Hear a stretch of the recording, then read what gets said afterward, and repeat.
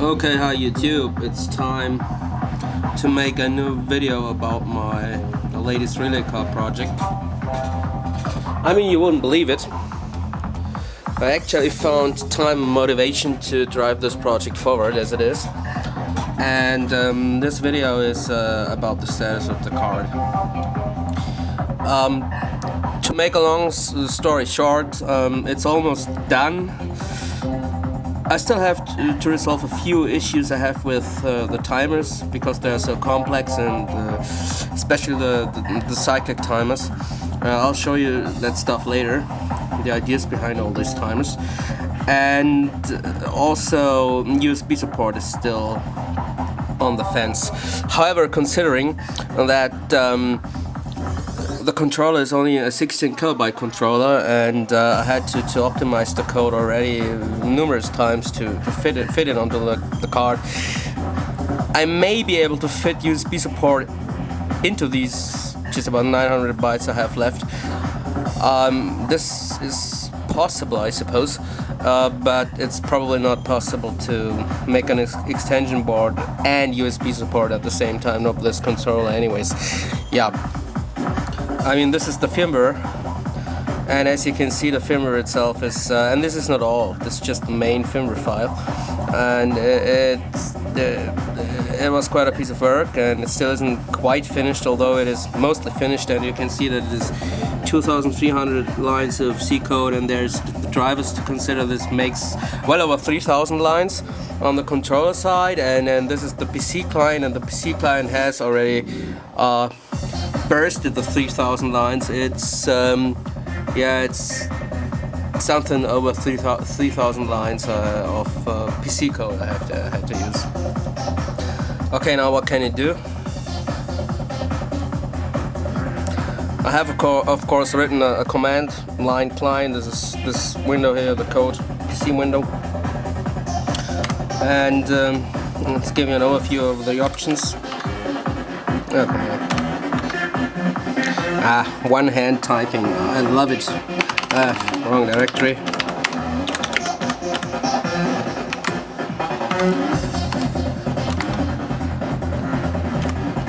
My tripod is gone, I need to buy myself a new one. Somebody stole it, I don't know who. Okay. First thing to notice is that it supports a configuration file. And let's open this configuration file.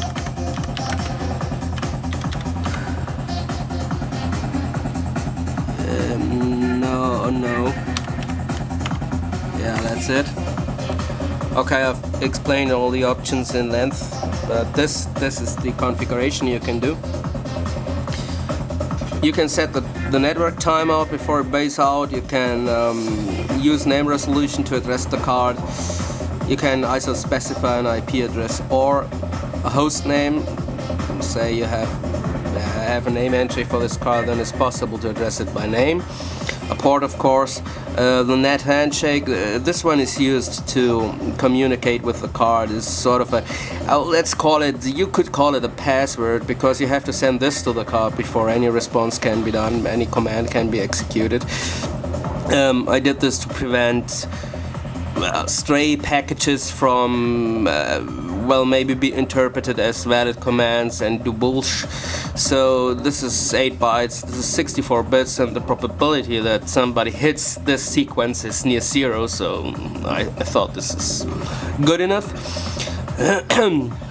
So you can then, once I have USB support implemented, choose whether you want USB and or UDP, address you prefer. And you can specify time format. You can say that it shall always persist timers once you specify them, which it doesn't do by default because this is a little stressing on the EEPROM.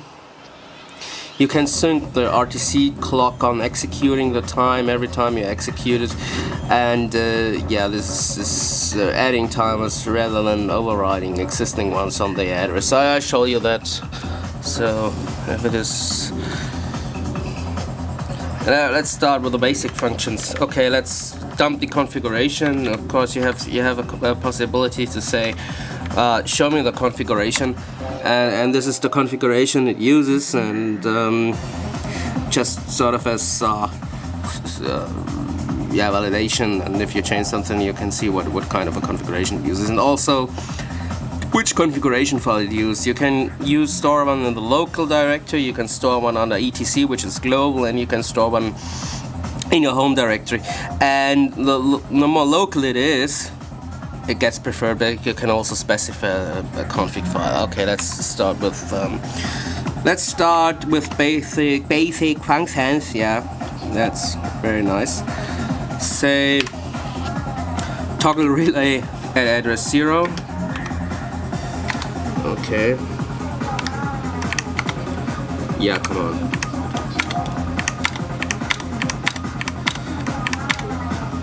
And of course you have the possibility to say something like I want to toggle all 4 of them, or 6 that is. Then you have 2 switches.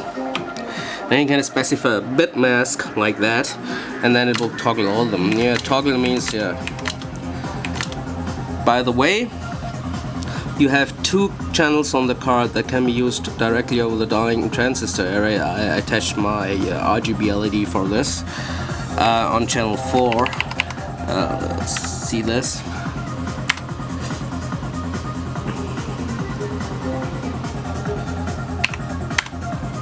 Okay, now those are basic functions. Simple set commands.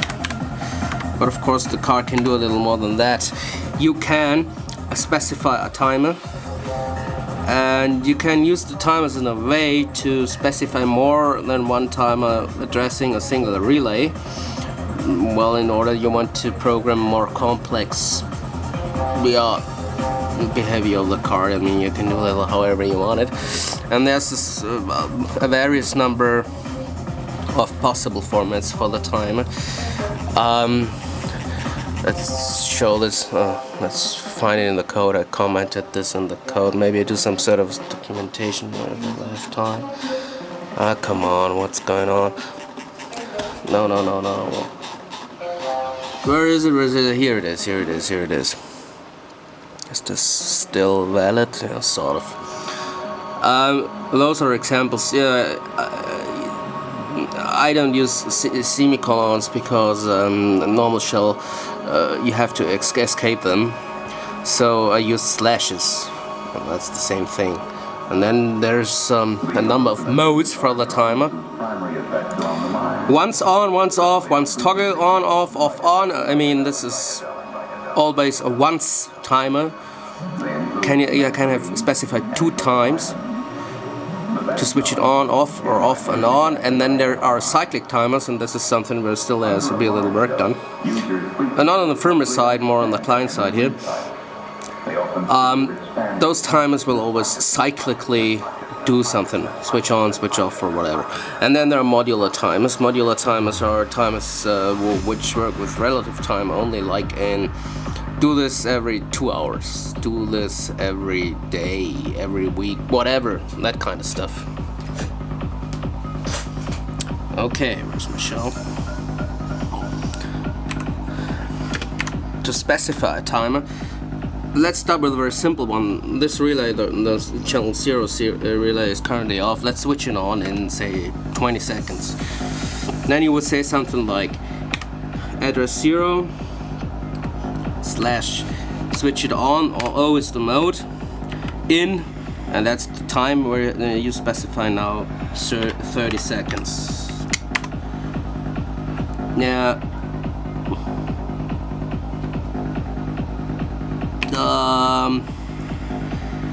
this is wrong. Great, I can even handle my own software. Yeah, that's it. And then of course you can list and delete timers. L will list it, and this is the one timer that is currently defined. And on the PC side, it will always calculate how long the trigger times are actually done. This works in a way so if I specify a relative time, this will always be translated into real time. 7, 6, switch any minute, any second now. Let's see this. Okay. Once the timer has triggered, of course, it will be deactivated and that's it, and you can reuse this slot for something different. Okay, if you say you want to switch it on, but after a while you want to switch it off again, like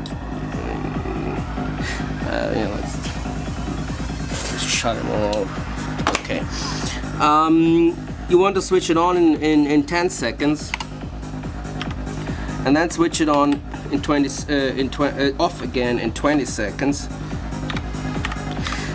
What I'm doing with relative time here, you can of course use a real time. I can't show you that because it's very flexible, that stuff. And that's makes it so complex. Now it has 2 trigger times. It'll switch it on in about 2 seconds now, and 10 seconds later it will switch it off again. That's the once on off timer mode.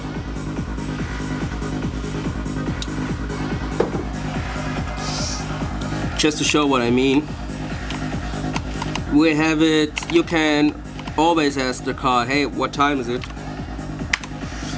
And it's 20:56, and it also says, hey, it has a 6-second clock skew. And this is not because the real time clock is so shitty on the card. This is because of the PC time is so shitty, and this is because despite the fact that it is net synchronized, you'll have it running a day, it's always 6-10 seconds of skew already. I mean, that's incredibly bad. But you can use the -Y option, and this will sync the time, and now it is synced to your PC time. So this clock skew is now corrected. It's always synced with your local PC time. This is, I think, very handy, but this is a very easy way to set up the clock. There are other ways. You can specify a concrete date and time to set it to, and all that kind of stuff. You can do that. So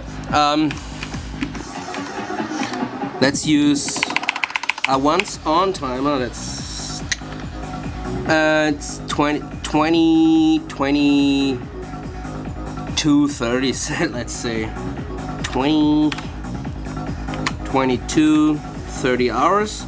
It's 24 hours time format. Please don't go ranting me about that. I mean, I show the time in a 12-hour format. This is because of the display, but internally is all handled in 24-hour format. And okay, it's almost reached.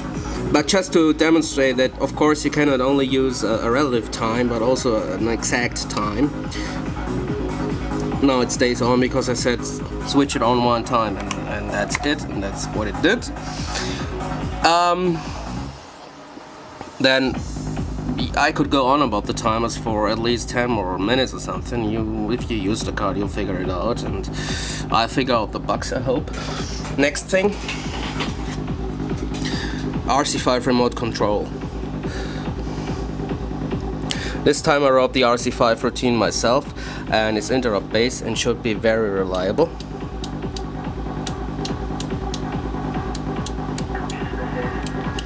And 5 is the little one, the LED 5.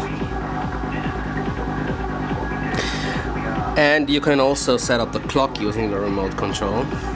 Let's demonstrate.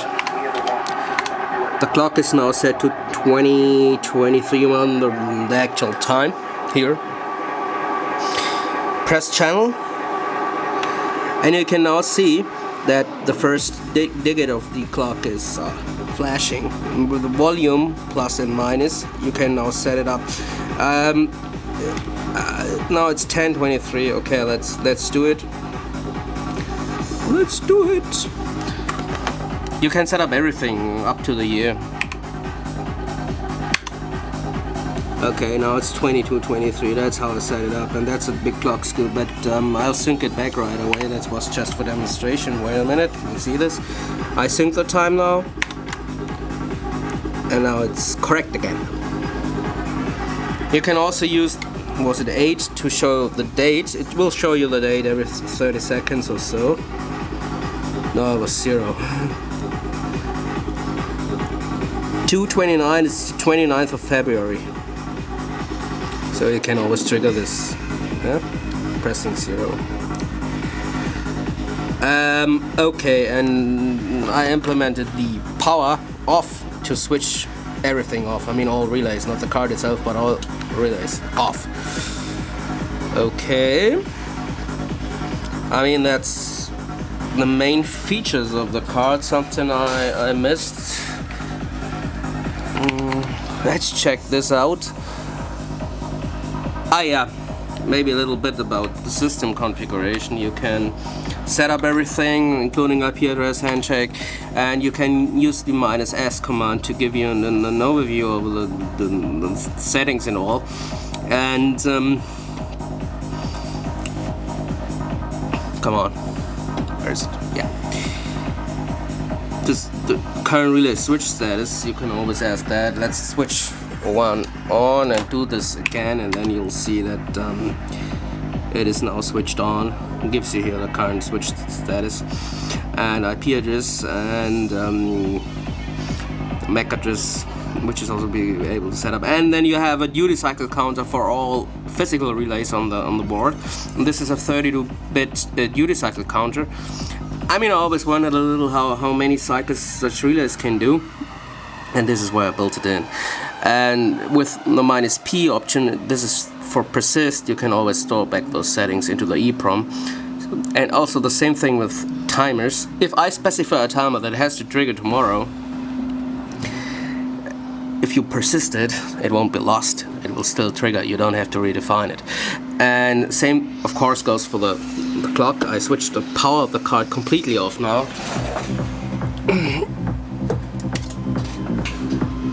It's gone. It's no tricks. Switch it on again, and you will realize that, of course, it hasn't lost its time or its settings or anything, because those were stored back.